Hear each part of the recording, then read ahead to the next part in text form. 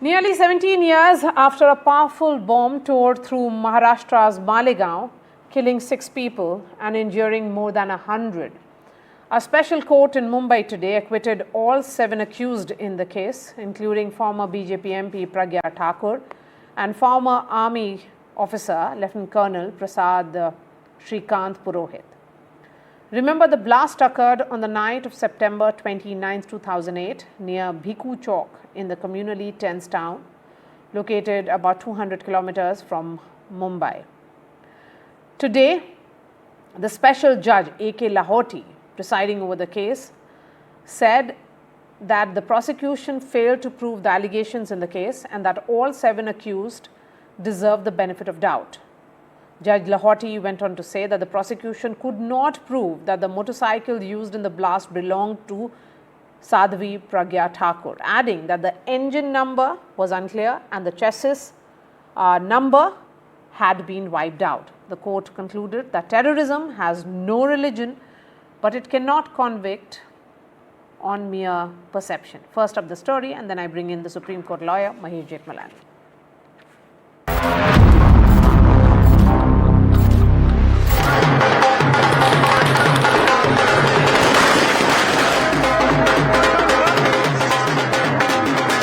I'm extremely grateful to the environment, to my nation, and all those who stood by me. जो इन्होंने case को frame किया है, जब तक वो कन्फर्म नहीं आएंगे, तब तक न्याय नहीं माना जाएगा. All 7 charged in the Malegaon blast case acquitted due to lack of evidence, and the case against what was described as saffron terror has been completely demolished, setting off a political storm as the BJP attacked Congress after the verdict. On Wednesday, Union Home Minister Amit Shah had slammed the Congress on the issue. और Hindu terror का सगुफा किसने छोड़ा? मैं आज दुनिया के सामने, देश की जनता के सामने गर्व से कहता हूं कि हिंदू कभी टेररिस्ट नहीं हो सकता.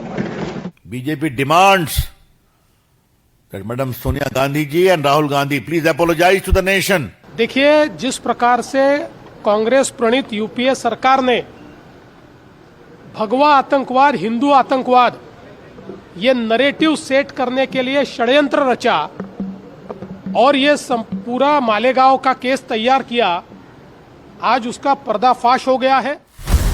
The court in its order said terrorism had no religion, as no religion can advocate violence. But the case had become a huge political issue as top Congress leaders had used the case to highlight what they called saffron terror or Hindu terror.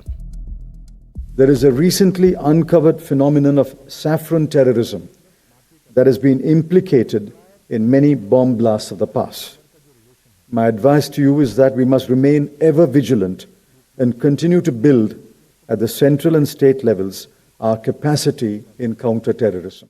ये saffron terrorism की बात मैंने की है, वही की है, इससे दूसरे कुछ नहीं है. और जो ये बताना था वो बताया है, ये सब पेपर में आते ही रहा है, नई कुछ चीज हमने नहीं बताई है. The Congress dismissed the political storm as a diversion tactic. Please don't try and digress the issue. The main issue sitting in front of India today is that the government has destroyed our economic policy, has destroyed our defense policy, has destroyed our foreign policy. Okay? They are running this country into the ground. As the political row explodes, victims of the blast are still seeking justice. The victims' families have decided to challenge this verdict in the High Court. The NIA is yet to do so. The agency can only file an appeal once it makes a watertight case with concrete evidence, which the special NIA court found lacking in this case. The court said there was not enough evidence to link Pragya Singh Thakur to the motorbike on which the bomb was planted. The court also said the prosecution failed to prove that explosives were brought from Kashmir, kept at Lieutenant Colonel Prasad Purohit's residence and assembled there. Those things which are gone by are gone by. I will not make any statement which will have a political tinge. I was accused of something. Today I have been exonerated. I am out of it. I am happy about it. हम कहते थे कि कोई आई witness इस case के अंदर नहीं था. एटीएस वालों के नाम से भी झूठे स्टेटमेंट रिकॉर्ड किया गया कि उनको न्यायालय में आने के बाद में पता चला कि अपने सीनियर थे, उनके नाम के स्टेटमेंट लगाया करके, तो एक इनलीगलिटी नहीं है। आज यूएपीए के लिए हम कितनी 17 साल संघर्ष हम झेल रहे थे कि तत्कालीन जयंत पाटिल के कहने के ऊपर चित्कला दुच्छी ने अपने अधिकारों का दुरुपयोग करते हुए एक सिग्नेचर कर दिया और हमारा जिंदगी का 17 साल बर्बाद हुआ। For 17 years, the accused were labeled as terrorists, and the term Hindu terror or saffron terror was used to describe this case. But now, with this acquittal, the stage is set for a massive political showdown as the BJP accused the Congress of defaming Hindus to serve its own political purposes. An NDTV Bureau Report. Advocate Mahesh Jethmalani joins us. Mr. Jethmalani, after 16 years of investigation, the Special NIA Court has acquitted Pragya Thakur and Lieutenant Colonel Shrikant Purohit. And of course, the judge has cited lack of evidence, saying that the prosecution could not prove that the motorcycle belonged to Pragya Thakur. Does this verdict then reflect a failure of the investigative agencies like, first the ATS, then the NIA, or do you see it as a vindication of the saffron terror narrative being politically motivated from the start? I think it's a little bit of both. Aspects of your question probably are to bear over here.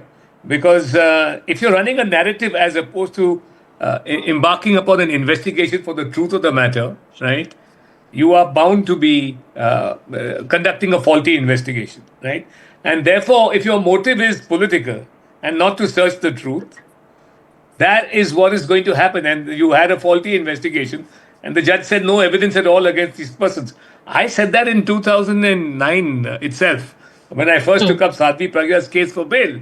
I said it was a case complete based on oral evidence. There was nothing at all. Some meetings allegedly took place at which this plot was discussed. And then some Sadhvi had this motorcycle incident, etc., which he had.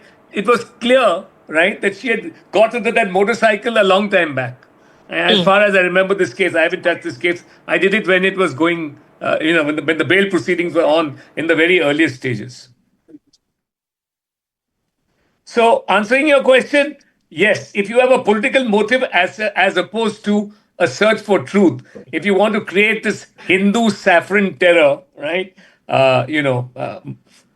theme, in a dastardly attack, right? A terrorist attack where several innocent people were killed, then that's what's going to happen. You're going to have a false investigation, which a court won't accept. Sir, you have been a vocal critic of the UPA era handling of the Malegaon probe. With the court now clearing both key accused, do you believe there should be legal accountability for what you have described as a malicious prosecution? Should action be taken then against those officials who pushed this case forward? Look, who are the officials who pushed this case forward? The narrative was set politically, right?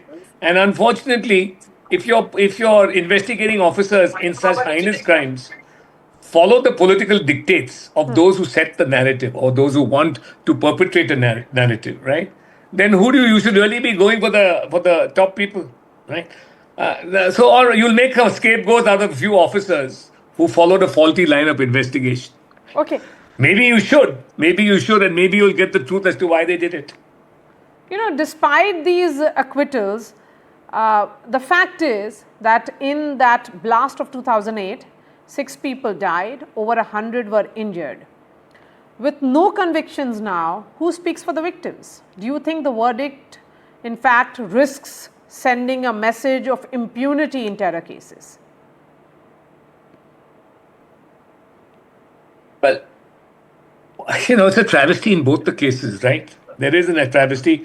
It just shows that we have reached such a new low in our country that people are politicizing terror. And as a result of such politicization, people who can perpetrate such dastardly crimes, actually, the real people behind it are getting away, right? Maybe this matter needs to be reinvestigated, but don't forget that these matters were handled first by the anti-terrorist squad in Maharashtra. and then by the NIA. So, you don't get more prestigious institutions than those, one in the state and one at the center. So that's the standards, But what can I say? I've been lamenting standards in every institution. I mean, did you think that you'd have a judiciary where cash was found of that extent and in sacks? And it's the whole thing is mind-boggling. Let us face it, right? People will not say this; they'll be mealy-mouthed about this. But our system of criminal justice leaves so much to be desired. Absolutely. It's in shambles at the moment. All right, Mr. Jethmalani, always a pleasure speaking to you, sir. Thank you for joining us on The Last Word tonight.